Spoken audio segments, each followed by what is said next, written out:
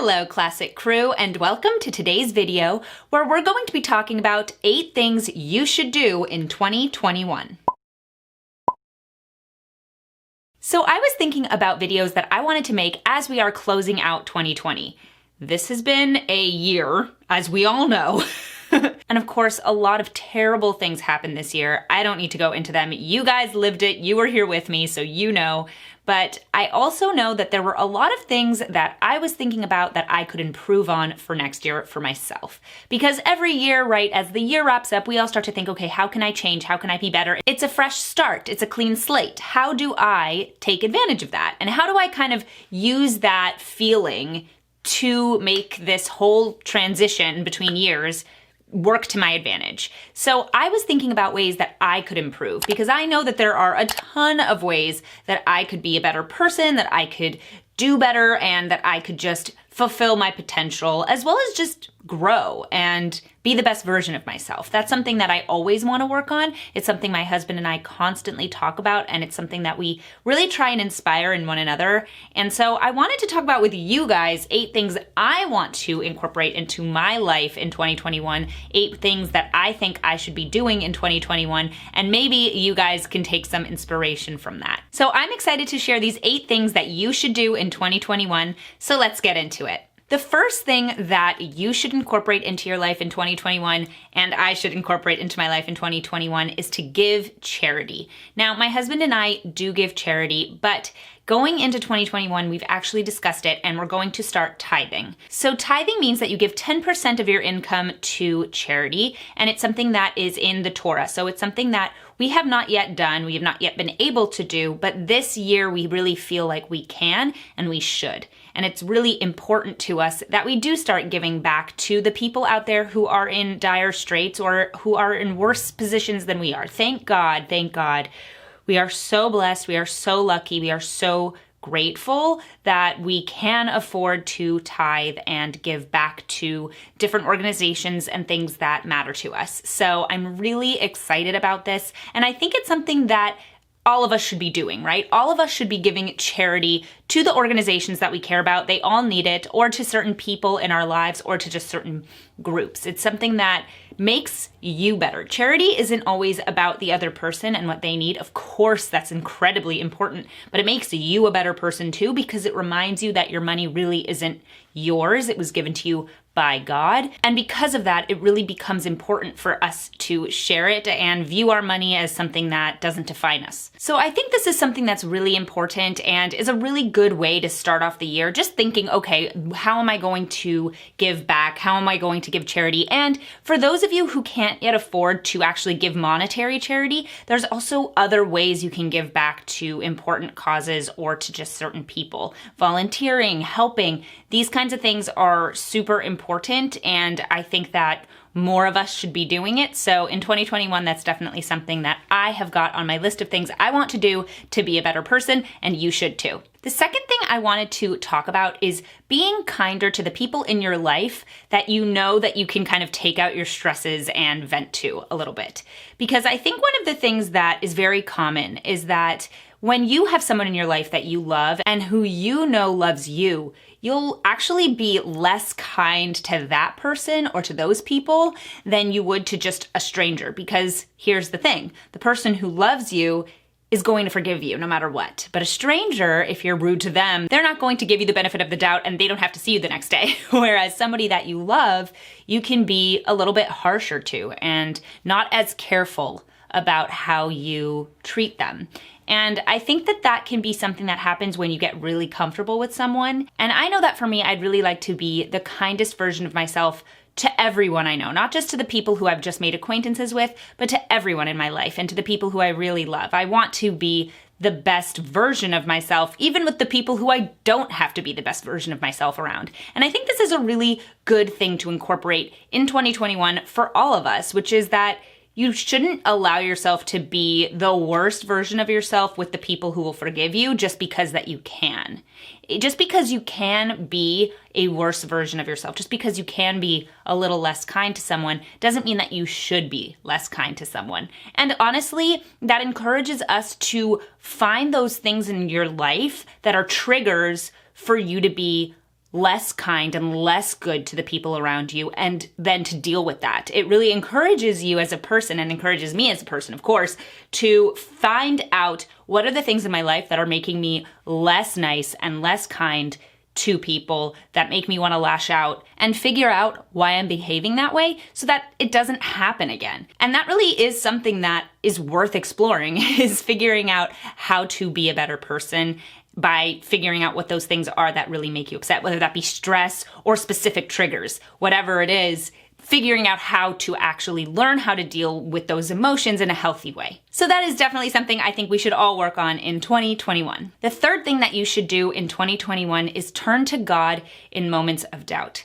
I think that even for those of us who are religious, it's not always first impulse to think about God when you're in an upsetting situation. Sometimes, even in the most stressful of times, we don't think to turn to God for help or to look for peace in God. And then when you do think of it, all of a sudden it's like, oh, that was so obvious. Why didn't I pray? Why didn't I sit down and really try and connect with my creator? And for those of you who are like me, who don't have that immediate response of, oh, I'm in a stressful situation, I should consider my relationship to God and pray, I think it would be good to make that second nature and just like a habit, where if I get upset about something, if I get stressed, if I'm feeling overwhelmed, or if something bad is happening, that I immediately think, okay, how can I turn this into a religious moment for me? How can I turn to God in this moment? And even if it's just to pray, there's something about knowing God is there that can really bring you calm and peace. And I know that for me, in those moments that I have turned to God when things were not going my way, I felt so much better in that moment. And it was kind of an obvious thing that I should be doing more often. So I definitely want to be turning to God more often and more frequently, and kind of more in those situations where it should be obvious and I haven't necessarily done it in 2020. And I think that this is something that we can all incorporate more into our lives. So I definitely recommend doing that in 2021. Number 4 is to challenge yourself to think through and compare arguments when they're presented to you. So what I'm really talking about with this kind of thing is if you're watching a historical show or reading a historical book and it has a leftist skew and it's presenting somebody from history in a certain way, go and figure out and research if that's accurate, if that is something that actually is presented to you without any bias, or if it is being presented to you in a certain way to get you to feel a certain thing. So this is something I come across all the time. It's not just in shows, it's in podcasts, it's in TV shows, it's in movies, where I am learning about a certain topic and all of a sudden I start to feel like, hey, I don't know that this is totally accurate. I need to take a second and research this because I don't know if what they're telling me is actually totally true. Now, this is 100% true on the other side of the aisle too. So if you're listening to something that has a conservative skew and you're not totally sure if something is accurate, even if it kind of confirms your own biases, take a second and look for an unbiased report. You always want to research things that are presented to you as fact, because no one is unbiased, so you have to be the best protector of your information and the information that you imbibe. And I know that this is something that sometimes I can be lazy about, and I know I want to be really good about this, because if I'm going to take certain podcasts or shows as fact, I can't just take them as fact if I haven't done the research myself. And I'm sure that you guys have been in similar situations. So this is definitely something that you should be doing in 2021, is really being your own best advocate when it comes to getting information from all of these different media sources. Number 5 is to be more intentional with your time. This is something I definitely struggle with. I'm sure that many of you struggle with it too, but it's so easy with everything that we have, like our phones, our computers, all of that stuff, to be easily distracted and to waste time without choosing to waste time. And I have really this year been working on trying to be more intentional with my use of time. If I want to waste time on my phone, okay, but kind of delineate that time beforehand and say, okay, I'm going to take 15 minutes and just play around on my phone. But if I want to read, playing on my phone would obviously kind of bleed into that time that I would really be wanting to use for just reading a book. So using your time wisely and trying to remember why being intentional is so important. It's a way for you to look back at the end of the day and say, I really did everything I wanted to do. I really made sure that all of the times that I wanted to spend doing these certain things didn't get wasted doing something else I don't care about. And this is not to say that I am always successful at this. There are many days that I am not, but it's something that I really want to work on in 2021. And I think that you guys probably want to work on this too, because it is something that it just makes you feel so good when at the end of the day you know that you really spent your time wisely and you spent it in a way that you wanted to spend it and you didn't get distracted. So being more intentional with your time and allowing yourself time to read books. I know that's a specific thing, but I do want to read more books in 2021 and not get distracted with technology. So I definitely want to add that to my list, but I'm kind of wrapping it in with being intentional with my time.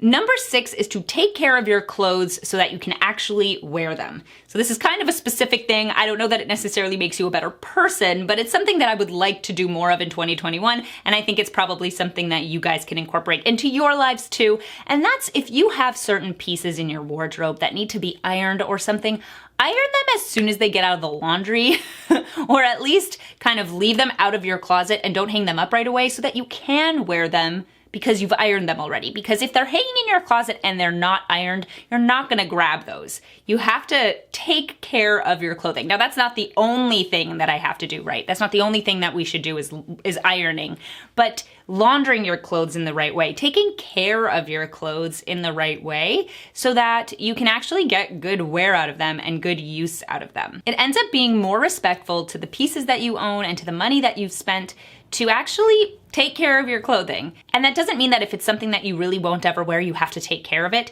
If it's something that's too much work for you, just donate it. Just get rid of it. You don't need it. But just if you're going to wear something and you want to wear something, you may need to invest a little bit of extra time, I know that I do, in actually taking care of those pieces. Now, an example for me is that I have a shirt with cuffs that gets wrinkled pretty easily and the cuff will sort of roll down. If I leave that in my closet the way that it is, I'll either put it on when it's wrinkled and look not great, or I will not wear it because it's not taken care of, it's not ironed. So my inspiration is that piece specifically that stares at me while I film these videos because I can look right at it and think to myself, I don't want to wear that because it is wrinkled. So figuring out how to actually wear the clothes that you own and really take good care of them is something that we should all aim for in 2021. Number 7 is to find a good routine and stick with it.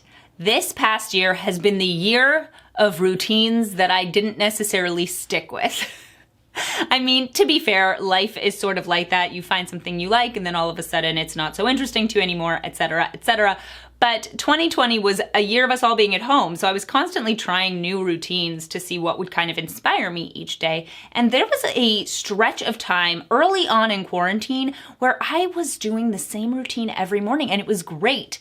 And then I veered off track. I let myself get distracted. I let myself think, okay, I want to do something else in the morning. And all of a sudden, my routine disappeared. And so did my kind of mental health. My mental health wasn't terrible, but it just wasn't as good as it was when I had this routine going. And as you guys may have seen in my scoop video that just went up, I talked about how I've been incorporating a routine into my daily life now that I am loving. I'm so happy. I wake up at 7:30, I immediately go to the gym, and I clean up the house. And those two things have really given me such a boost in the mornings. And at this point, I'm wanting to say to myself, because it's the end of 2020 and we're going into 2021, I want to say to myself, don't mess this up. You've got this morning routine that you really like.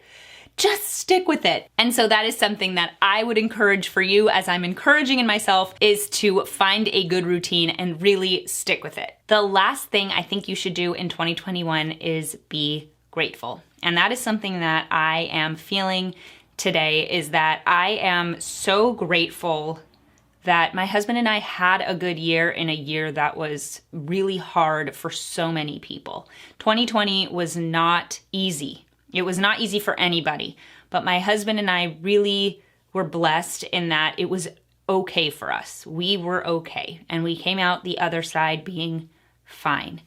And I am so grateful to God that this is something that I can say about a year that was so hard. And so going into 2021, I just want to keep feeling grateful and keep reminding myself how lucky I am and how blessed I am. And being grateful, really, so many of the problems that we have as people internally go away when you remind yourself how grateful you are. I know that's true for myself, that if I start to feel resentful or any of these other emotions, that's when I really start to be less happy. And there are just so many other kind of mental games you'll play with yourself when you're not feeling grateful. But as soon as you remember how blessed you are, all of a sudden that stuff really can disappear. And so I would really encourage you guys in 2021 to be grateful for everything good that has happened for you. And I will do it too, because I think that it's super important. So that is it for my 8 things you should do in 2021. I really hope you guys enjoyed today's video. Thank you guys so much for watching. Please subscribe to my channel if you haven't already. I really appreciate when you guys do that, and it really helps me out. Make sure to hit that notification bell, because the notification bell will let you know anytime I post a new video. You can follow me absolutely everywhere on all social media at Classically Abby. It's on Twitter, it's on Instagram, on Facebook, just absolutely everywhere. And if you want to donate and support my channel, please feel free to head over to classicallyabby.locals.com and you'll be able to get ad-free versions of these videos. Thank you guys so much for watching, and I'll see you guys in my next video. Bye!